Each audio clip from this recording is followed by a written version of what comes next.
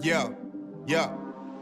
Ball so hard, you better believe me, it's scary. It's basketball at the bar with Calvin and Barry. So put a tip in the jar, cause these dudes can really fill it up. Whether it's buckets you need or just a beer in a cup. We're here for fresh conversations and some delicious libations. Subscribe to the channel and turn on the notifications. My boys got you covered like you being guarded by Peyton. From the glove to the claw and everyone else in between. Calvin and Barry got everything that you need. So sit back, relax, because we're starting the show. It's basketball at the bar. Grab your drinks and let's go. Yeah. Grab a drink and let's go. Subscribe to the channel and turn on the notification. Calvin and Barry. Subscribe to the channel and turn on the notification. Let's get it.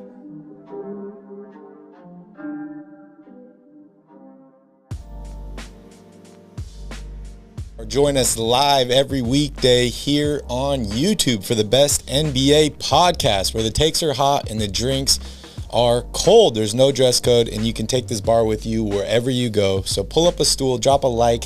Don't forget to subscribe. This is Basketball at the Bar. Grab your drinks, and let's go, Calvin. Let's go. Welcome, everyone. Welcome to another awesome Basketball at the Bar podcast. It is Tuesday. What's up, Flame? Flurry 11. I shipped your ball out yesterday, so you should be receiving it shortly. Thank you so much again for participating. What's up, Steven? Good to see you here. We have an awesome show today. We have some injury updates. We're talking about the Kyrie Irving situation and how his wallet just got $50,000 lighter. We're going to recap all of Monday's games: the Raptors at the Sixers, the Jazz at the Mavericks, and the Nuggets at the Warriors. Then we're going to give you guys a little bit of preview of today's games, Calvin's thoughts on Hawks Heat, Timberwolves Grizzlies, Pelicans, and the Suns. We're going to talk about Scott Foster. And then we're going to end the show, as always, with Q&A with you guys, the fans. All right, you guys got questions already. Don't worry. We will get there. All right, Calvin. So, first off, how is your Tuesday so far? So far, so good. Another day of playoff basketball ahead. So who can complain, right? Yeah, it's a little early here in Maui. It's only noon, and we're drinking Coors Light, so that's always a good start to a day. But, yeah, Jazz overrated. Oh, man, I'm very disappointed in the Jazz, and we'll talk about that here. A couple teams looking dead in the water as well. Right. But let's jump here into the injury updates. I know Luka Doncic, there are rumors swirling that he could potentially be available for Game 3 or possibly 4. That would be Thursday or Saturday. Calvin, what are your thoughts on Luka Doncic returning for the Mavericks? I mean, the Mavericks have to be feeling like they've got to be feeling great, you know? I mean, the Jazz actually went on the road and split their first two games, which that's the goal for every road team, right, is just take one of the first two games. But I don't think they're feeling very good about where they're sitting right now, especially after the barrage of three-pointers. It's a franchise playoff record for the Mavericks, 22 made threes last night. Jalen Brunson, best backup point guard in the NBA, is here on the playoff big stage. Is he a backup? Probably not anymore. I mean, I would seriously start him along with Luka when he comes back, but we'll see what the Mavericks decide to do. I mean, it's a great problem to have, right? It's kind of like what Golden State is going through right now as well. It's like, tonight we'll just have Steph come off the bench. But seriously, the Mavericks, they have all the momentum right now. Whether or not Luka comes back in Game 3, they've still got to be feeling like they have the momentum. And everything sounds like Luka is progressing very, very well. So it's not looking good for Utah.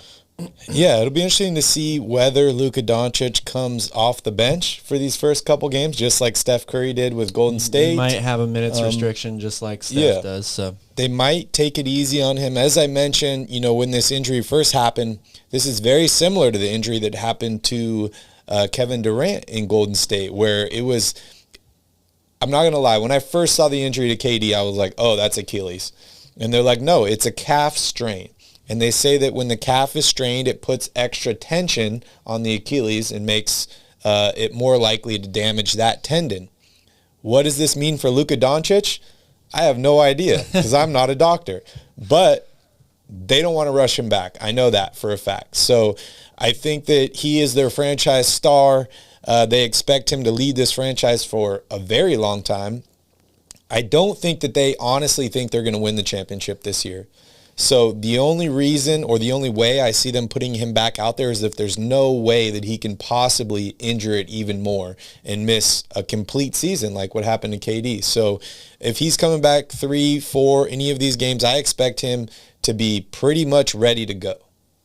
Yeah, I think they're, it's one of those things. You just have to trust. Luka's got to trust his own body, first of all, and then the team has to trust what the physicians and doctors say. I mean, there's really not much else you can do at that point. Any other injuries to announce, Kyle? I don't have any new injuries. I mean, we still got, certain guys hurt, right? Like Capella's still out. Injury update. How about that? Capella's still out. John Collins was back. We saw him play over the weekend. Still dealing with, it's playoff time, right? So almost all these guys, like you look at every team's injury report and they've got 5 or 6 people that are listed day to day. Yeah. Everybody's dealing with stuff right now. So. Yep. Also, in other news, congratulations to Marcus Smart for winning the Defensive Player of the Year award. I think he was 500 to 1 odds at the All-Star break to win the award. If you had him winning Defensive Player of the Year, look, it's the first time a guard's won it in almost 20 years. So yeah, you made yourself a lot of money if you picked that one correctly. Yeah, Gary Payton was the last guard to do it. Incredible player. I've been a huge fan of Marcus Smart for a long time, so happy to see him finally getting recognition for everything that he worked so hard for, because I'm just going to throw it out here. Kings need a guy like that. They really do. Yeah, a lot of teams need a guy like that. Yep, that is very true. All right, you want to talk about this Kyrie Irving situation? Yeah, let's talk about it. Kyrie Irving was fined $50,000 today for interactions with fans, mostly the middle finger, and just talking back to them. We saw the post-game press conference. He seemed quite frustrated with the fact that people can say anything to him, but he is not allowed to respond. We also saw guys like Charles Barkley and Shaquille O'Neal talking about it, saying that he needs to figure himself out because they've heard way worse. I don't know if that's the best way to classify things, because there's always oh, I've had it way worse than that. You can't complain. But it is quite unfortunate that, these guys are put on this stage and people constantly, just jab at them. I'm not going to lie. I was one of those guys. I've done that before. Yep. It's part of the fun of going to a game, but these people are humans, and we've seen Kyrie Irving and Kevin Durant, for that matter, have both taken things personally in the past and gone back and forth with fans on social media or in person. So more of the same here? Yeah, really, you can look at a lot of players across the NBA. Miles Bridges just had an incident after their game at Atlanta where he throws his mouthpiece into the stands, trying to hit a certain fan, and actually hits somebody else in the head. But Russell Westbrook, it's been well documented this season, all the abuse that he's taken from fans, and not just this year. He's had it for a long portion of his career. LeBron James obviously has taken a ton of criticism. Yusuf Nurkic had that dust up with a fan who was talking about his grandmother earlier this year. So it's no secret that this stuff happens. It's really unfortunate.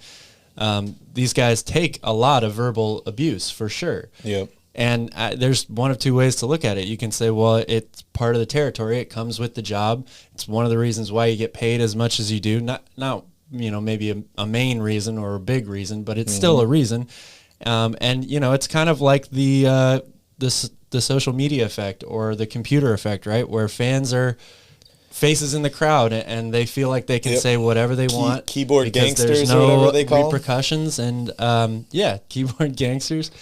And we've seen the NBA take maybe more of an actual stance on this in recent years by banning fans from arenas, finding guys, calling people out, making it public, that sort of a thing. So it's certainly unfortunate, but in a country where freedom of speech is prevalent, this stuff isn't going to stop. Yeah. You can't stop people from saying things in a public stadium.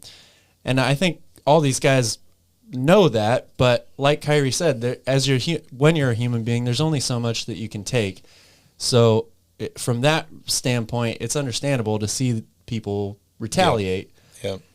But it's going to cost you money if you do. Yeah. It is every time. For me, the thing is like, if you would just ignore those people, it will stop or it will die down. Versus when you re-engage with them, it validates their feeling that they are doing something right? Or that they are doing something that gets your attention. So they will continue to do it more and more. And Kyrie's response in this situation is just going to make it worse. It's not going to make it better. And that's unfortunate for both sides. I saw an interview with Kevin Durant, and he had a really good response to it. He said that, being the dark side, or, embracing the dark side, the person that everyone loves to hate, because, he's been through that for a really long time now with Golden State. We saw how it affected him. He seems to have finally come to peace with it. Maybe it helps having a guy like Kyrie on your team because he's taking it all instead of you. But he said that, the hate is rooted in love, like they used to love you. And that was either by you being on their team or them buying your jersey or your stuff. And at some moment that changed, right? Either you left the team or you requested a trade or something happened and they turned on you. And that turning is only because they loved you so much in the first point, right? And they felt like they were a reason why you left, or you took away a piece of them in leaving their team. And that's the reason why the fans act like they do. And maybe that's true, maybe that's not. I know as a fan myself, I'm deeply involved in my team, emotionally, physically. I spend a lot of time. Monetarily, I buy all their stuff. So it is painful to see really good players leave your team. It feels so good for them to come to your team, right? And then it feels horrible for them to leave. As a Sacramento Kings fan, I feel a little lucky here because people don't come to my team or leave my team. So I'm a little insulated in that situation, but I understand it from both perspectives is what I'm saying. And I think that what both parties are doing is they're just, they're flaming or fanning the Flame Fury 11 fire. Yeah, definitely. I mean, this, as much as you want to talk about this subject, nothing, in my opinion, is really going to change. Like, you're still going to get booed when you go to Boston. You're still going to get people calling you names. You're still going to get people flipping you off. And like you said, I get from Kyrie's standpoint wanting to retaliate or wanting to say something back, but the way he's got to retaliate is by dropping 50 every night. That's got to be it. Yeah, and he almost did that. He was playing incredible. He is coming close. It's funny. I was watching Winning Time on HBO, the Lakers series. I think I showed you episode 1 a couple of days ago. I was watching the new episode last night where the Lakers were going to Boston, and it was basically the same thing of like the Boston fans are just brutal to all these players.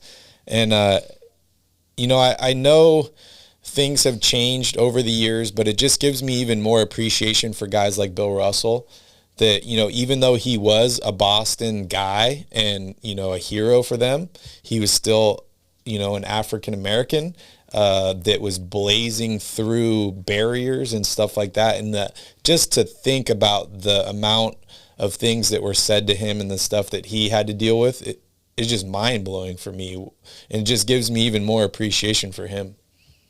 Yeah, I totally agree with that. And I mean, this time of year, baseball just honored Jackie Robinson, right? So it's some things are too much. You can definitely cross the line. Yep.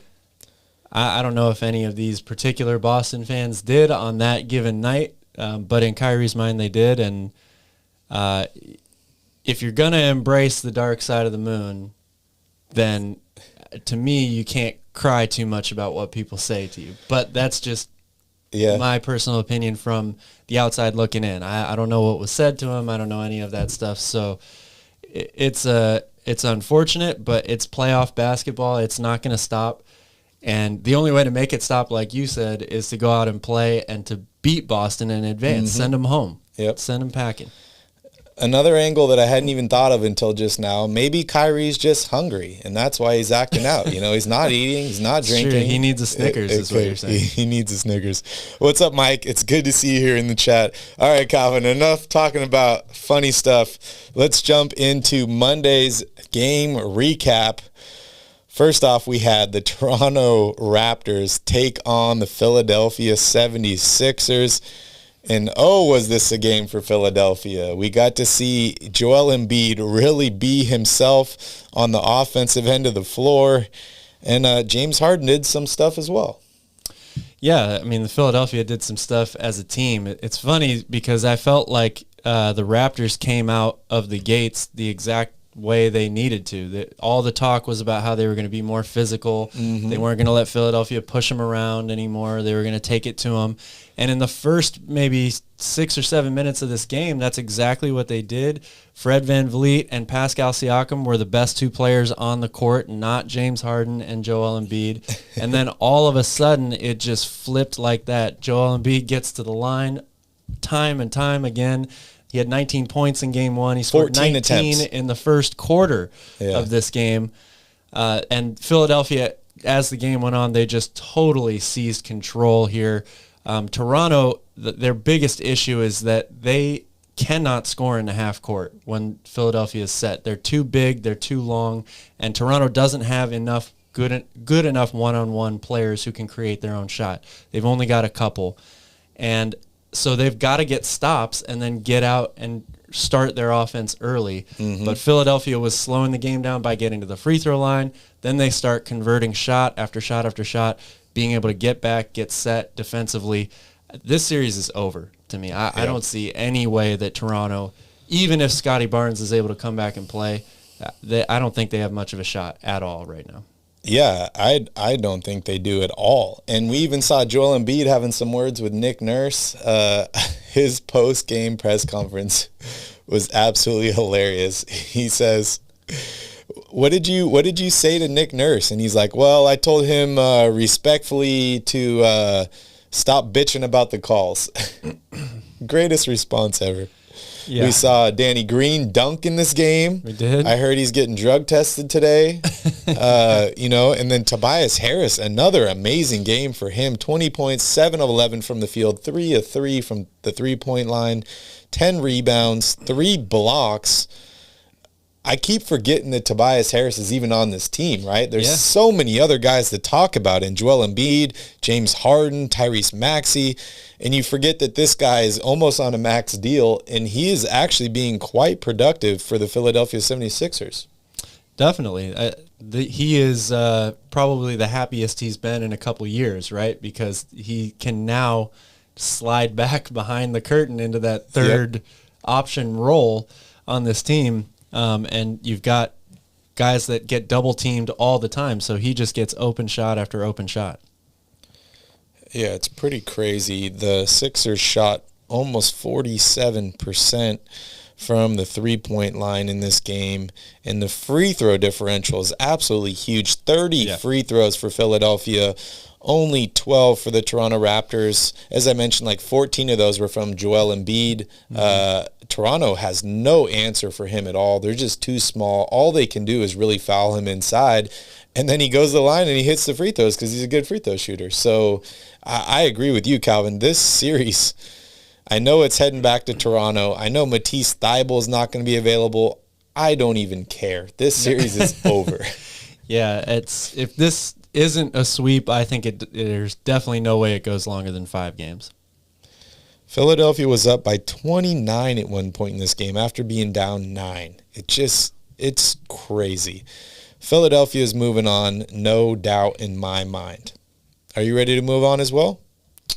Yeah, I think we can. It's just it's an unfortunate situation for the Raptors. I agree here with Steven. Well, kind of. I mean, it depends on what you define as a star, but I definitely feel like they don't have enough star power on this team. They need to add another big name talented type of guy in order for them to really be a team that's going to contend with a lot of these big time Eastern Conference opponents.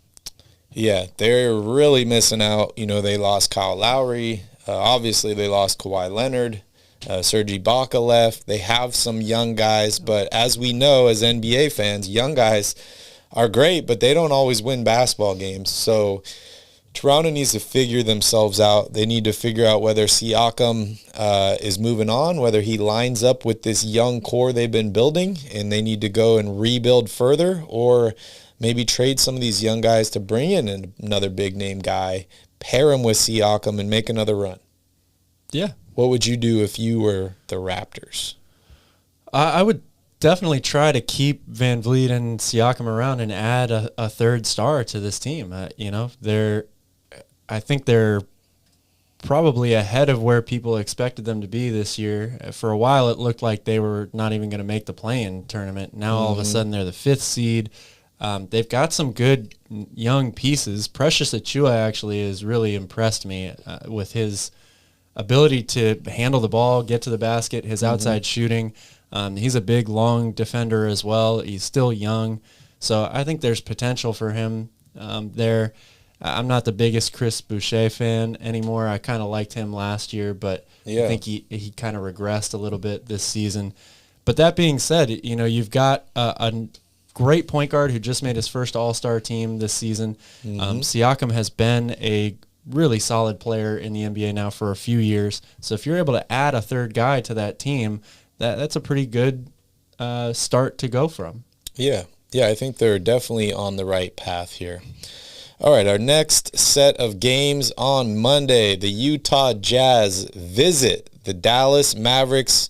No Luka Doncic in this game, no problem. Dallas wins 110-104 over the Jazz. Jalen Brunson, 41 huge points. Donovan Mitchell, 34 in this game. Rudy Gobert, only 8 points. And for me, the biggest disappointment for the Utah Jazz, Mike Conley, 0-7 from the field.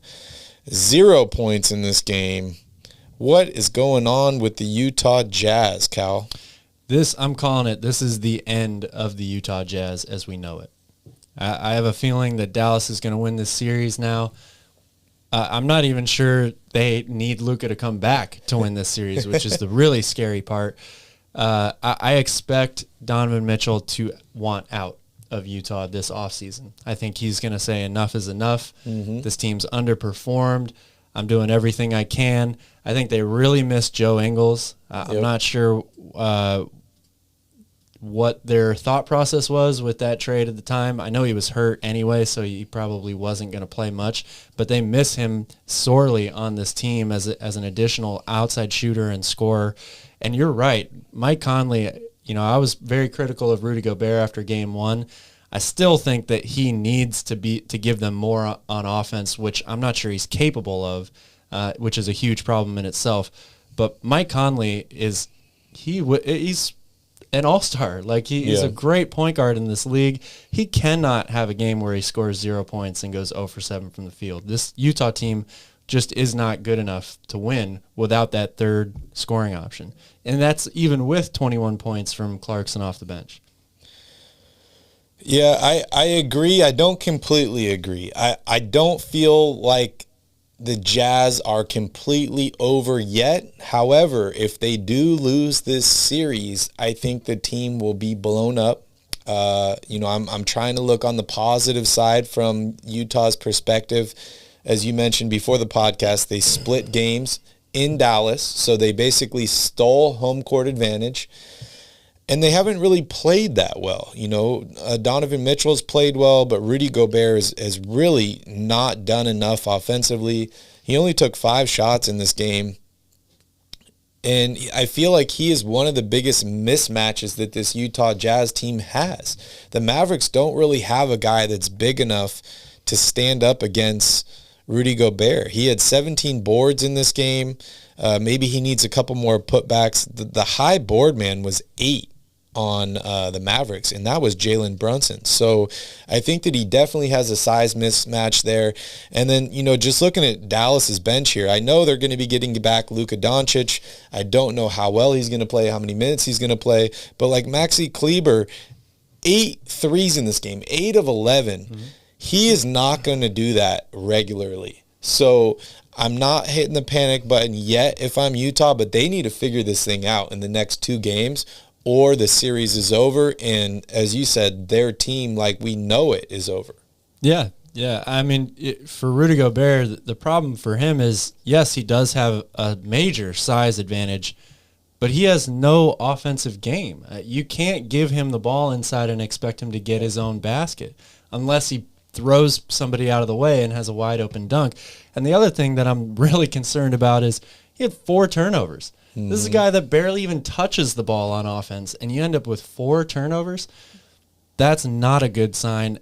Him and Mike Conley are the 2 guys that are really holding this team back. Another thing that's really going to be I don't know how overlooked in this game, but needs to be mentioned, the Mavericks only had 3 turnovers, and all 3 of them came from Spencer Dinwiddie. So that not a single other player on this team turned the ball over. That's wild. And that's with Jalen Brunson playing 42 minutes and taking 25 shots, holding the ball in his hand for most of the game. That is really, really impressive.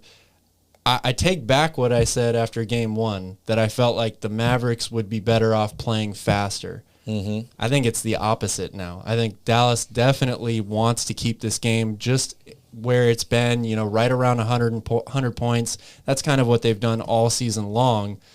Slow the game down, create fewer possessions for the opponent. Utah is the one that needs to play faster. They've got to get more shots up. They average over 43s a game attempted in the regular season. Game 1, they attempted 22, I believe, in game 2, 29 in this game, and 22 in game 1. They need to manufacture more possessions and more opportunities for points. Yep, I agree. Mike says add Luka in this series is a sweep. Championship basketball. We'll see, Mike. We will see. The next couple games will be very, very revealing. Like I said, I like the Mavericks. I'm still not giving up on the Jazz yet. I picked them in 6 to win this series, so that means the Mavericks are going to have to win 2 games here. And as Calvin mentioned, only 3 turnovers for them in this game, 8 of 11 for one of their bench players. This is not a regular occurrence to me. Like, the Mavericks are not regularly going to have 41 points from Jalen Brunson, 25 from Maxi Kleber, shooting, 80, almost 80% from the three-point line, and only have 3 turnovers for a team, as a team. That's true, but it also speaks to one of Utah's biggest problems this year, and that's been their perimeter defense. Yep. I mean, they really have a hard time stopping the initial drive, stopping any drive, and then, you got a ton of open threes in this game. Rudy Gobert is a great defender, but he can't cover the entire court. Yep. Yeah, it's true. They need to work better together as a team, and who knows, maybe this, Donovan Mitchell, Rudy Gobert tandem just doesn't work out. Maybe it doesn't work. I think it's over in Utah. Okay. I really do. If they lose this series, I agree with you, Cal. I do. And we'll see what happens. All right, third game on Monday, we had the Denver Nuggets visit the Golden State Warriors. This was an entertaining game, Calvin. The Warriors win 126-106. Steph Curry comes off the bench in this game and shoots ridiculously well. 34 points, 12 of 17, 34 points. I'm just going to say that again. 34 points in 23 minutes. A ridiculous game for Steph Curry. We saw the Denver Nuggets getting into it with each other on the sidelines. We saw them getting into it with players on the court. And ultimately, the Joker is ejected in this game as the Nuggets fall to the Warriors. Yeah, like Steph said during the game, he is back. The Warriors are back to the team that looks like a varsity team scrimmaging the JV team. They start off the game not really trying. The JV gets up. They start feeling good about themselves. And then the varsity looks at each other and they go, all right, let's start playing. Mm-hmm. And they blow the other team away. There's no team that I've seen in the last maybe 10, 15 years, even those Miami teams, that are able to just flip the switch like that. Yep. The Warriors scored 70 points in like 20 minutes. Yeah, it was like 22 minutes or something crazy. Unreal what they're capable of. Jordan Poole has just reverted this team back to the championship form that they had, not even a couple or 3 or 4 years ago. it's really scary. I don't know what's scarier, the fact that the Warriors are the Warriors again, or DeMarcus Cousins getting in your face and threatening to fight you. Right. I think it was just like a day or two ago where I was talking about how the Warriors were a dark horse because no one's talking about them winning the championship. I have them going to the Western Conference Finals and losing to Phoenix, but they are looking absolutely incredible. If this team can stay healthy, they have a great chance to win another ring. Draymond Green is just like only 6 points in this game. I heard them talking about him during the game, and they're like, Draymond Green might be the best non-scorer NBA player of all time. Just like the things that he does on the court, the leadership that he brings, his passing ability, his defense. We saw him basically get into Jokic's head in this game, and which ultimately leads to Jokic getting ejected. But the Warriors are just a far superior team. And as you mentioned, Jordan Poole is a great pickup for Golden State. 29 points in this game, 5 rebounds, 8 assists, 2 steals, a block. As Draymond Green said, Jordan might have to start as well, Calvin. He very well might have to. I mean, this is just yeah, Mike, I was going to bring that up too. I think Rodman and Draymond Green probably are the first two guys that come to mind when you think about best non-scoring players in NBA history. But this is just a classic case of why Golden State has been such an impressive franchise for a long time. It's not just because they have all these mega stars and they got really lucky by being able to draft them. They develop young players. Yep. All their role players either fit in and play their roles exactly how they're supposed to be, or they turn into stars themselves like we're seeing Jordan Poole do. They even revived Andrew Wiggins' career, and made him an all-star. He's looking great and comfortable out there. They're so well balanced. They're so loaded with shooters, and they're so unselfish. Like there is no team that whips the ball around like they do. Yep. It's really, really beautiful to watch, and it's a very scary thing to watch for the rest of the league. Yeah, it just goes back to the whole thing about system, right? Is this team has a system, they have a culture. You practicing against guys like Draymond Green and Steph Curry definitely helps propel you and make you a better player. They're also a destination. We've seen guys like DeMarcus Cousins, Kevin Durant choose this team, Andre Iguodala choose this team because they want to be part of that team and that culture. And then just going back to Draymond Green, as much as I dislike Draymond Green as when he plays against my team, I think he is so frustrating and annoying. He's everything for that team. He is the glue that holds that team together. He is the one that puts people in their place. And that's exactly the reason why we didn't see a guy like DeMarcus Cousins getting out of control with Golden State, which we've seen him have 2 games now with Denver where he's been out of control, and multiple other games in the past. He is the reason why guys know their role and they stay in their lane on this team. Yeah. He's the enforcer. Yeah. Yeah, and it's true, like Techno Peasant saying here in the chat, Golden State, we can talk all day about how good they are, but Denver is just has the deck stacked completely against them. I mean, they've been not fully healthy all year long. Jokic has had to play like an MVP all year long for them to be a winning team, and now he's got to put up Wilt Chamberlain numbers in order for them to compete in this series.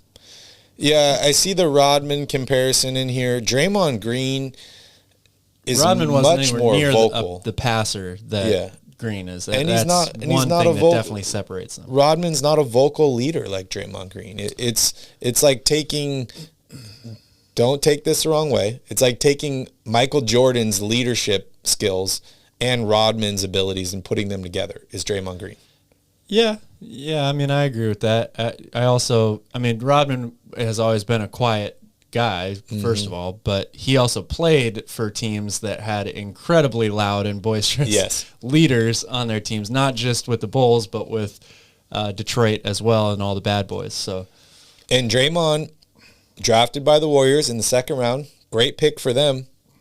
he was around docile, just quiet people in Steph Curry, Klay Thompson. So he had to be the one that stepped forward and become that voice.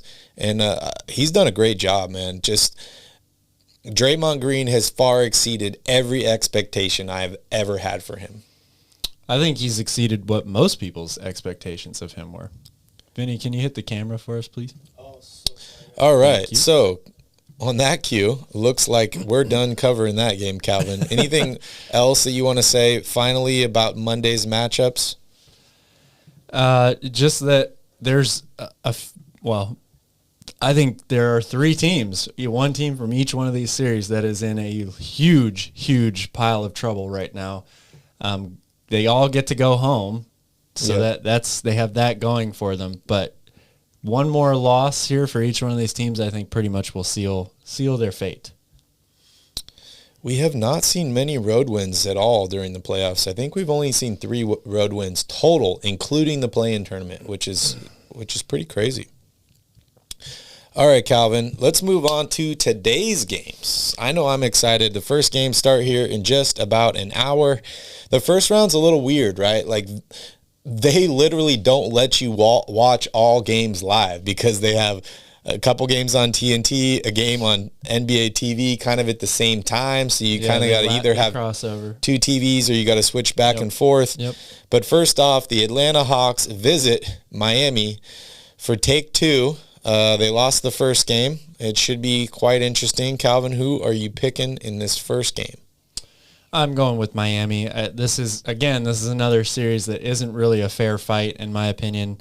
The Hawks aren't completely healthy either, which is going to hurt them. But like we talked about after game 1, it's just a matter of Miami's strengths are so much greater than Atlanta's, and they counteract each other. You've got one of the best defensive teams in the league against one of the best offensive teams in the league.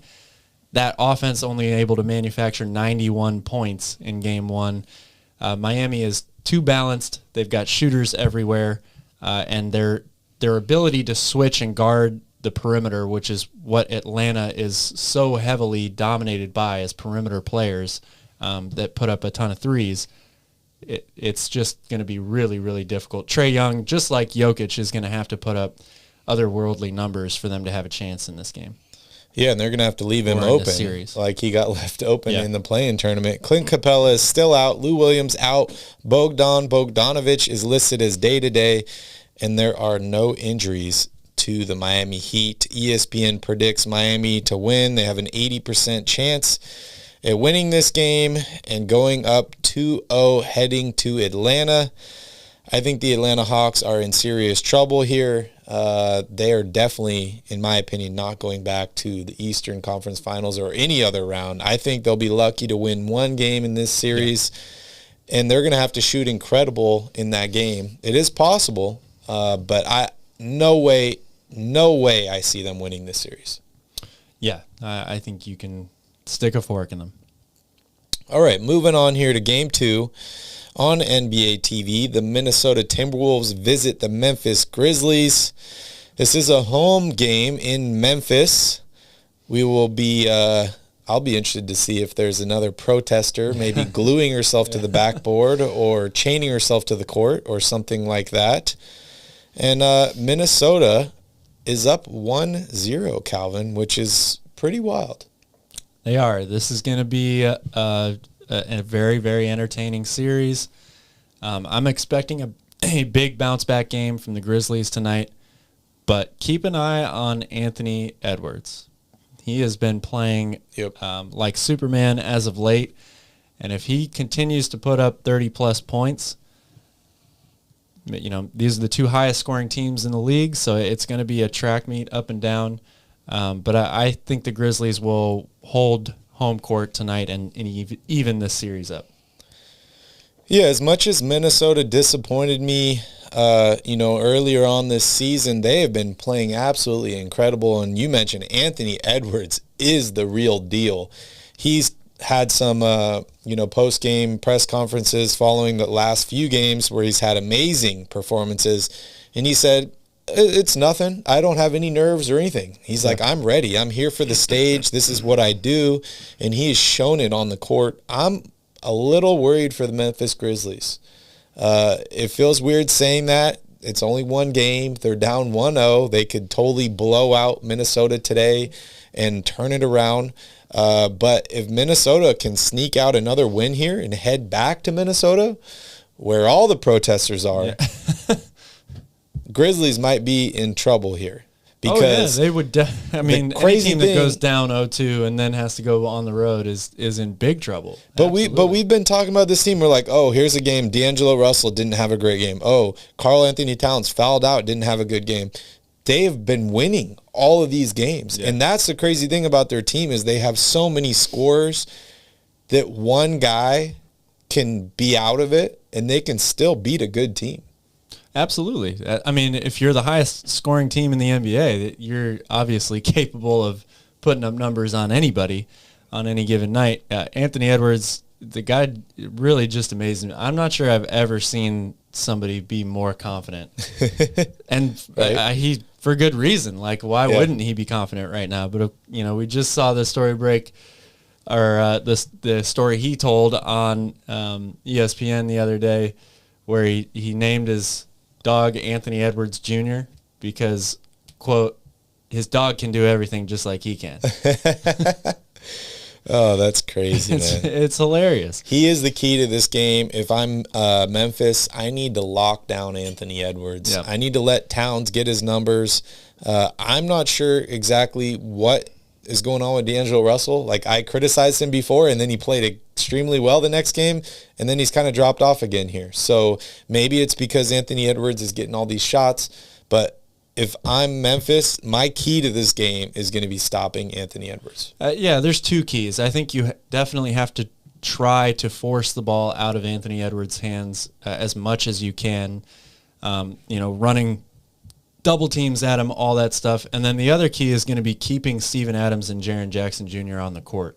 We talked about it after game one. Both those guys only played 24 minutes. They need Jaren Jackson, who was another Defensive Player of the Year candidate, on the floor, 7 blocks in just 24 minutes in that game one with 5 fouls. So if they get a better game out of those two guys, I think Jaren Jackson will shoot better. He'll play better in this game. That is a huge, huge key for Memphis. Yeah, I really hope that Memphis doesn't lose this series just for Ja Morant's sake, because you're going to hear all the fans saying that we're better without Ja, which is absolutely ridiculous. That is not true. It is not true. And look, Memphis, we talked a couple times about teams being ahead of schedule. Yes. I can't think of a team that's more ahead of schedule than the Memphis Grizzlies. They've got everything working for them right now. If they do lose this first round series, it will be a disappointment, absolutely. But it could be enough fuel to the fire for them to come back next season that much better, which is scary considering they were leading the league in like 8 or 9 categories this season. Yeah, pump your brakes, Memphis fans. You guys have a bright future ahead of you. Don't panic now. Even if you lose this series, that's okay. Just add. You have a young team that's getting better, that's growing. Bright future ahead. All right, Calvin, moving on here to the third game of today. This is 4 p.m. our time, which is quite late if you're on the East Coast. That's 10 p.m. or 7 p.m. in California. The New Orleans Pelicans visit the Phoenix Suns for Game 2 of the series. Phoenix is up 1-0. Still don't know why we have DeMarcus Cousins up there in a Pelicans jersey, but that's okay. Calvin, Pelicans, are they even going to show up for this game? Oh, they'll show up. I mean, they'll give their best effort, all that stuff. But, the Phoenix Suns are just too good. Unfortunately, there's only one game I think that's really going to be an entertaining game today on the docket for these playoff games. But that's why they play the games. You never know. It could end up being a close game. But, look, I don't think there's anybody out there that is picking New Orleans to upset the Phoenix Suns here in this first round. Yeah, Zion's still out, but everybody else in New Orleans is active and playing. but it doesn't look like it when you look at the box score after the game because Phoenix is just a dominant team. They're my choice to win the NBA title this year, and what a great place to start than with a team that's 10 games below 500 that barely won the play-in, and that's your warm-up game. Yep. Pretty nice. The big three for Phoenix is too big, too much. Chris Paul, I expect him to have another phenomenal game. The guy can just get to his spots whenever he wants. That mid-range jump shot is pretty much automatic. Devin Booker is another guy who is basically automatic from mid-range as well. And then you add all the other pieces they've got outside. Cam Johnson, great three-point shooter. Mikal Bridges, to me, is still like the key to this team. He just does so much for them. He doesn't really have to score to have a huge impact on the game. His defensive ability, his increased ability to handle the ball, create his shots for himself, gives Phoenix another dimension offensively. So they're just too tough. They're too good. Yeah, if I'm Phoenix, I'm in a weird balance right now of trying to keep Chris Paul healthy and have him in a rhythm moving on, right? Yeah, Charles Barkley yesterday talked a bunch of times about how Philadelphia needs to stop playing around and end this right away, right? Build a big lead, get up by 20, and sit Joel Embiid and James Harden because that series has been really physical, bodies all over the floor, all that stuff. I think you can say the same thing for Phoenix. They need to not mess around here, get up big, rest your guys late in the game, and move on to the next round. Yep, build off of it, stack days, and don't let your veterans or anybody on your team really get injured. All right, Calvin, so I think I already know this answer, but most exciting game or game you're looking forward to today? The Memphis Grizzly Wolves. That will be exciting. Minnesota and Memphis is by far the most exciting game today. What's the over-under on a protester storming the court? On how many protesters? On whether it'll happen today or not. Over under 1.5 protesters. Okay. I think the chances are good. I mean, I'm sure they're going to have increased security at the stadium and all that stuff at this point. People aren't going to try to mess around with this anymore. But as we've seen, people are very creative, and they might find a way to sneak something in there. I'm just disappointed because next time I go to a game, they might confiscate my Elmer's glue. They won't let me bring it inside, which is a bummer. They won't let you bring your chain and padlock either, unfortunately. All right, guys, it's that time again. We are opening up the show to you, the fans, in the chat for Q&A. We're going to give you guys a few minutes here to post any questions you have in the chat or anything you'd like us to cover, and we'd be happy to dive in and have a great time. And I'm just going to look back here, Calvin, and see if we have any that we missed. I see better than Rodman. I think that's Draymond Green. As much as I love Dennis Rodman, I'm going to say Draymond Green is a better player. You agree, Cal? That's tough. That's tough for me. Yeah. I mean, Draymond can definitely do things that Rodman really couldn't. He can handle the ball. He can pass. He can run an offense. Rodman was never really capable of doing that stuff. But Draymond doesn't have the motor. He doesn't have the motor players that Rodman have. That's the only advantage I give Rodman is the motor. Yeah, I'm not. Maybe, I guess. I mean, Draymond is the self-proclaimed best defensive player of all time, right? Yeah, but I don't see Draymond Green going out to a bar and drinking 50 drinks and then showing up to practice the next morning and running like 50 I was laps, just no gonna problem. Say, I mean, I don't know. Maybe Draymond's done that. I don't know. But yeah, Rodman is just a different type of person, right? Like he's not built the same way that everybody else is built. He's an alien. I saw Men in Black. He's an alien. He's an ambassador for North Korea, all that stuff. So, but Dennis Rodman, I think people forget in his prime just how phenomenal of a defender he was, and not just guys close to the basket. He could guard anyone on the floor, anywhere.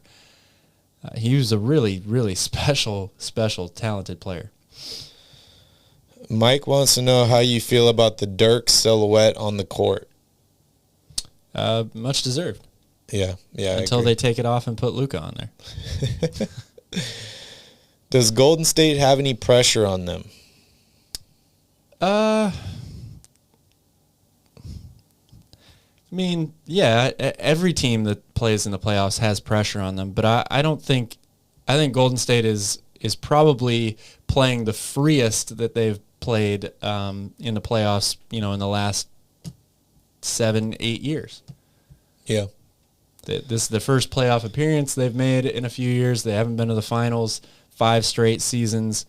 People were kind of saying that the championship window was either closing or had already shut on them. So, no, I think they're pretty comfortable with where they're at right now. Yeah, I think they already won their titles. They really have nothing to prove at this point. They're just having fun playing basketball, and I think they're free rolling at this point. Yeah, and you can just see how happy they are to be all out there again together, right? Because It's been so long, and they're playing really well, and they're winning too, which obviously makes them even more happy. Poole for most improved player. Yeah, he's got a very good case to be made here. I still think it's Ja Morant's award to lose just because I realized Jordan Poole made a huge improvement. He was playing in the G League last season, like somebody said here in the chat. Now he's putting up all-star level numbers. He's had a great year overall, but to me, Ja Morant, his level of improvement and his sustained level of improvement, he did it from day 1 to day 82, even though he didn't play all 82 games, but he was that much better every single time he stepped on the court, whereas Jordan Poole still had some games, where he looked like a guy that was trying to figure it out still. It's splitting hairs, I know, but Ja Morant was mentioned as an MVP candidate for probably the entire first half of the season. That, to me, is just as good of an improvement as going from the G League to scoring 20 points a game. Yeah, I agree. As Techno Peasant points out here, Poole is not even a finalist for the most improved player. Which is kind of amazing. Yeah, we have DeJounte Murray, Darius Garland, and Ja Morant. But it is amazing because the dude is playing completely out of his mind. It just goes to show how many people took their games to the next level this year. I mean, DeJounte Murray and Darius Garland both made their first All-Star teams this season. So, yep. Let's see. Denver and Utah are similar. Something is still missing. You agree with that? Well, yeah, I definitely agree with that for Denver. They're missing 2 All-Stars. Yeah. Or potential All-Stars, I guess. Jamal Murray and Michael Porter Jr. For Utah, yeah, I think they're missing something too, and I also think that it's just one of the cases where this team, they built a really, really solid team. They couldn't get over the hump, and now they've got all these internal issues. I think that really is a bigger deal out there than people are. Not everyone is making, because some people are pointing that out, but they really, really need Mike Conley to perform like we are used to seeing Mike Conley play. That would help them. It would be the quickest help, I think, that they could get right away.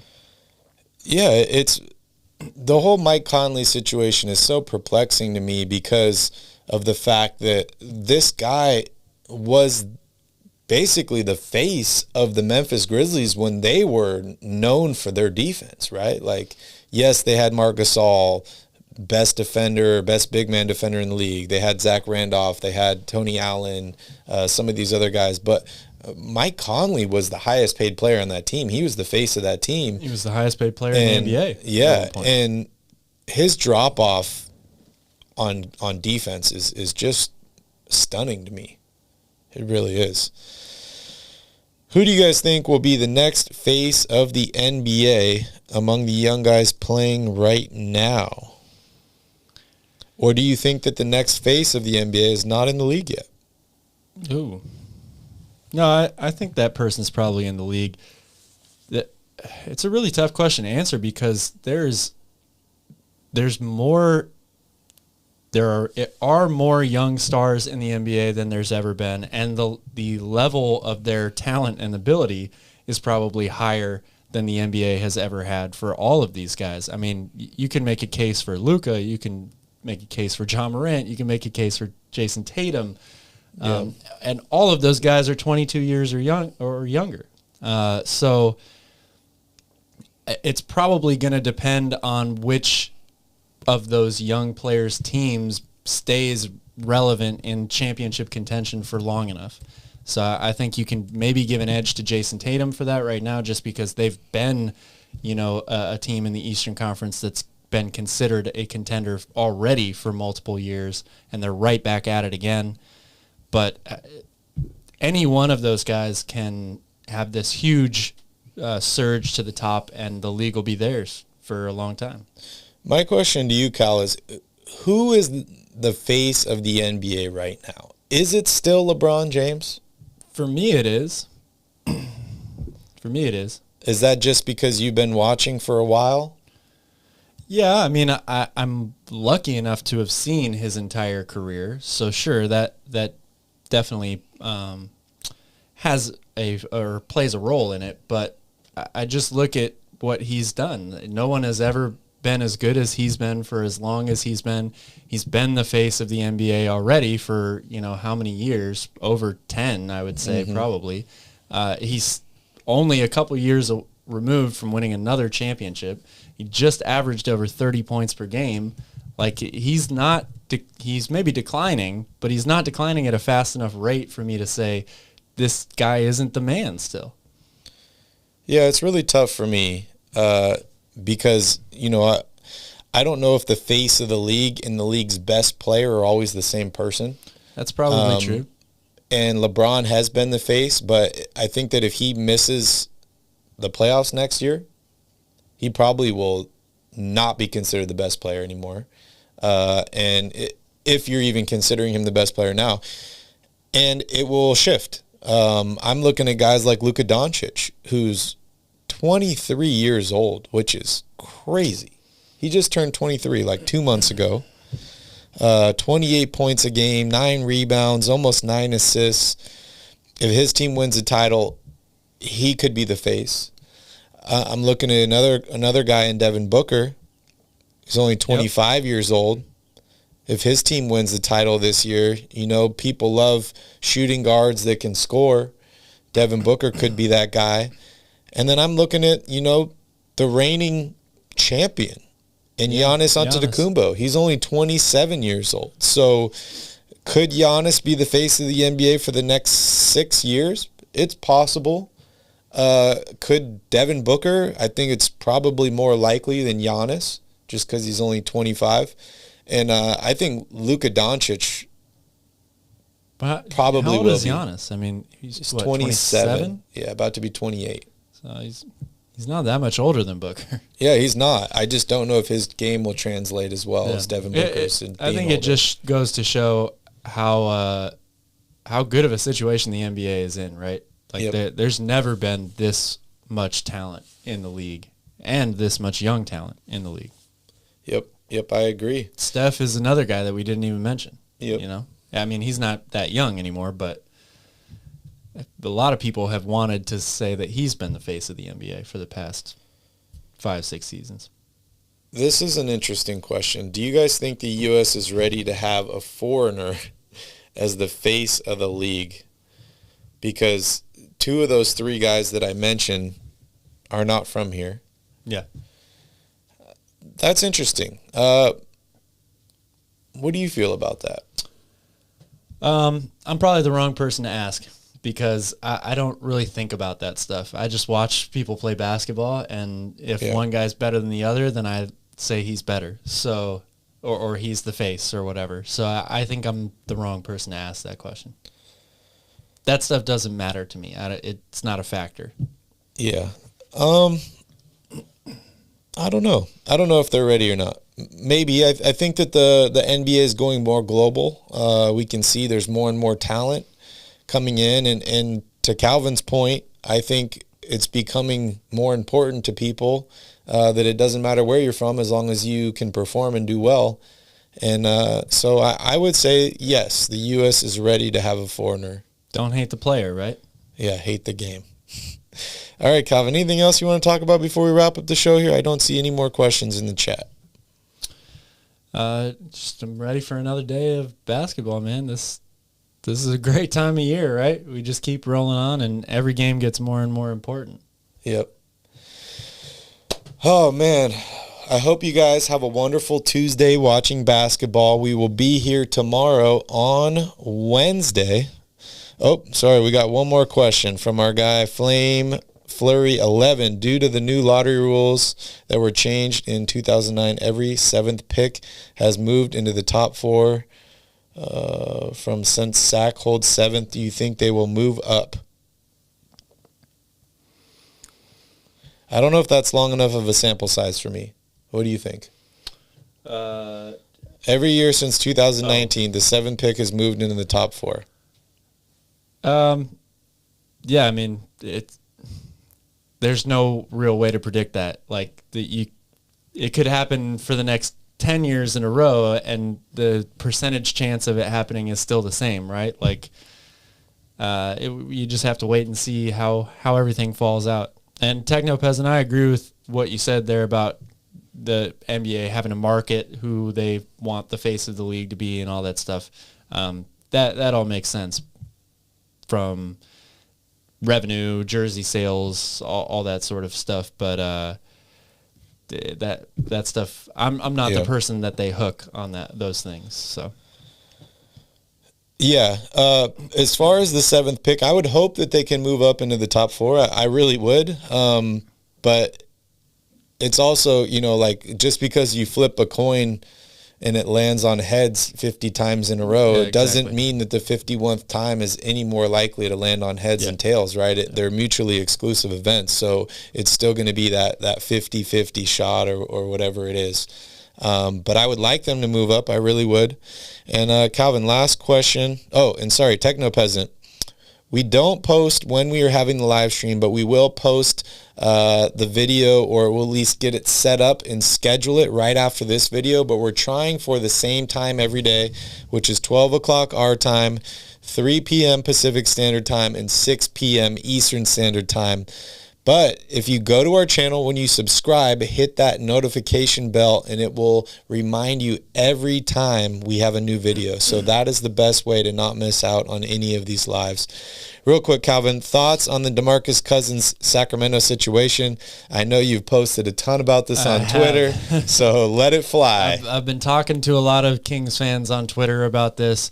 I think it totally makes sense for this to hit home as a Kings fan, for you to feel a certain type of way about it.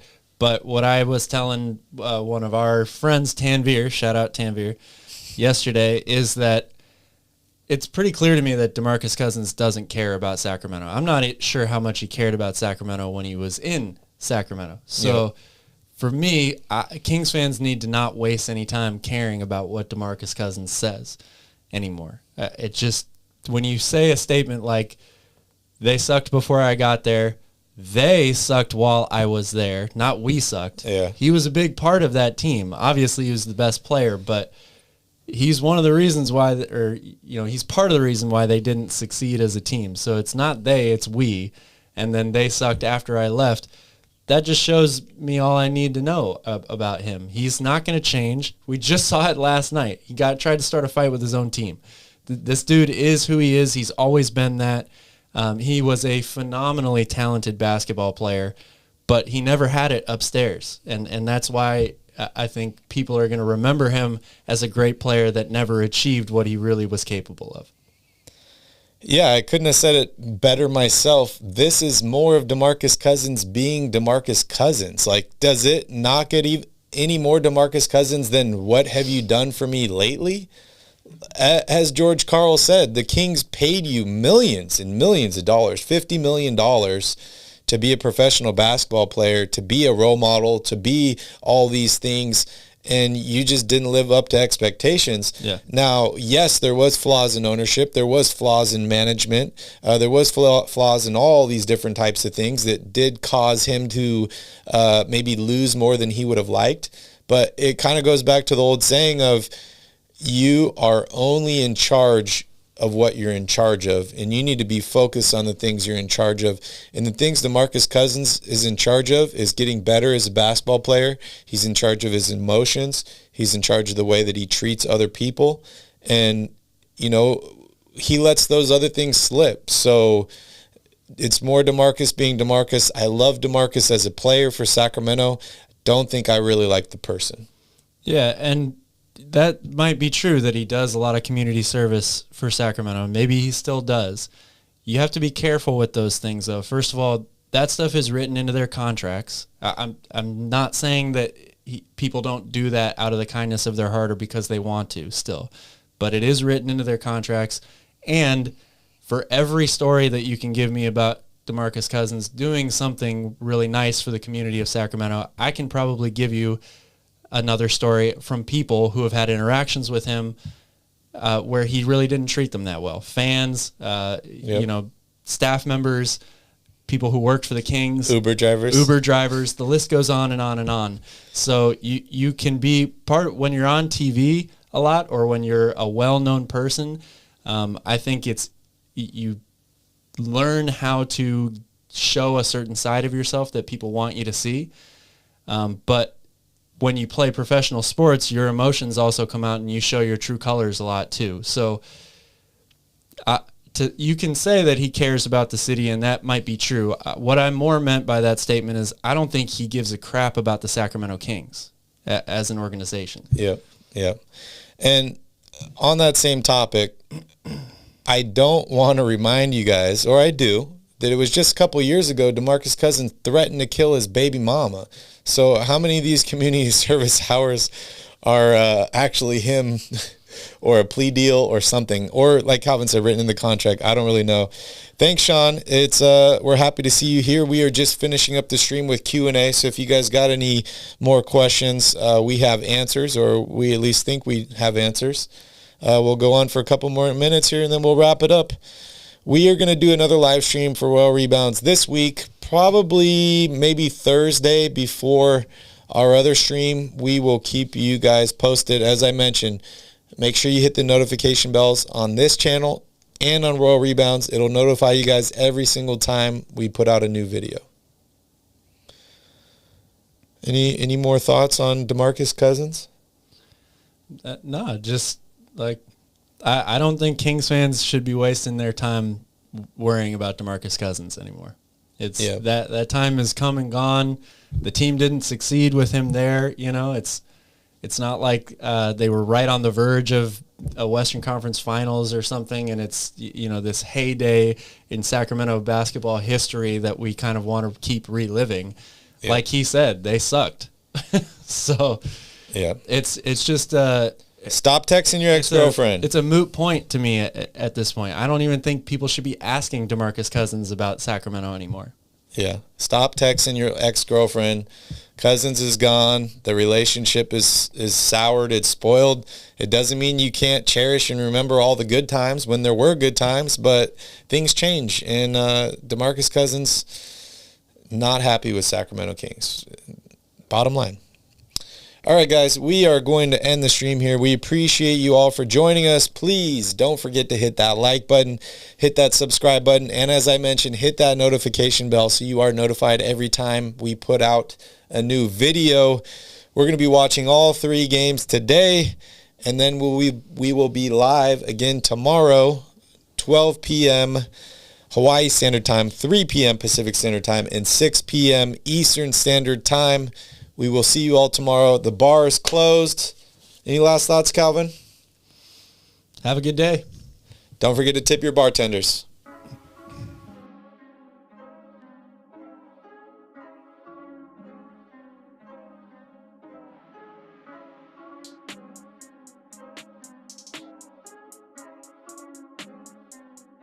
I feel like Mike Jordan, give me the rock and I'm scoring. Hey, came from the bottom, that's foreign. I swear that I'm up for the Paris. I need a Nike bag, give me the check. I need the money and power, respect, but I promise I'm repping the O to the dead.